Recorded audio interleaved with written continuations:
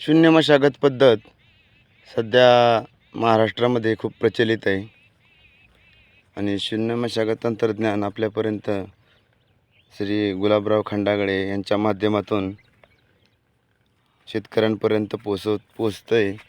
त्यासाठी एक प्लॉट करावा म्हणून मी प्रयोग म्हणून टोमॅटोचं जे पीक आहे पूर्वीचं त्याचे तुम्ही बेड पाहू शकता. मल्चिंग पेपर तसाच आहे आपल्या शेतामध्ये. त्या बेडवरती टोमॅटो पीक गेल्यानंतर थोडं गवत झालं तर राऊंड अप मारलं होतं आणि सिजेंटा कंपनीचं बी 756 व्हरायटी टोकन यंत्राने टोकून दिली आणि कुठलीही मशागत न करता पीक येतं आहे का, तर हे तुमच्याकडं समोर उदाहरण आहे की ती 100% सक्सेस आहे. अगदी 1250 रुपयाचं बी आणि 1,500 ते 2,000 रुपयाचं खतामध्ये 24-24 घेतलं आहे, पोटॅश घेतलं आहे, युरिया घेतला आहे थोडा आणि हे घेतलं आहे, झिंक घेतलं आहे. एवढं खतं अर्धी बॅग टाकलेत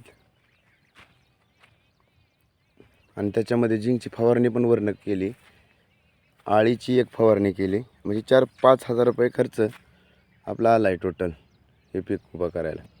आणि 5,000 रुपये खर्चामध्ये कुठलीही मशागत नाही, नांगरणी नाही, कल्टिवेटर नाही, हा पेरणीचा अवजार आहे, फक्त एक साधं टोकन यंत्र आणि त्याच्या सहाय्याने ही सुंदर चाऱ्यासाठी आलेली मका.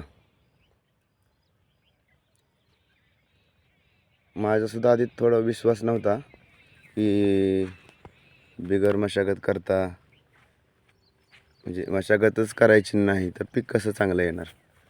परंतु प्रयोग म्हणून हा डेमो प्लॉट मी केलेला आहे आणि अतिशय सुंदर रिझल्ट आपल्याला भेटला आहे. जमीन तुम्ही पाहू शकता, जमीन भुसभुशीत आहे, हाताने उकरते आणि हे पहिलंच पीक आहे, पहिलाच प्रयोग आहे. यापुढेही याच पद्धतीने पिकं घेण्याचा विचार आहे आणि 5,000 रुपयामध्ये अर्धा एकर मका जर उभी होत असेल तर याच्यापेक्षा कमी खर्चामध्ये येणारं तंत्रज्ञान मला वाटतं की शून्य मशागतीशिवाय आता शेतकऱ्यांना पर्याय नाही आहे. जमीन भुसभुशीत होते, तण कुजत आहेत आणि एकच फक्त राऊंडअपची 80 ml फवारणी केली फक्त.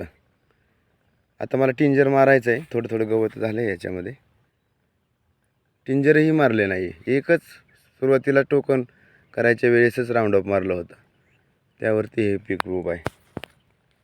आणि एकदा टिंजर मारलं थोडं जे गवत दिसतंय तेही कुजून परत दुसऱ्या पिकाला मिळेल.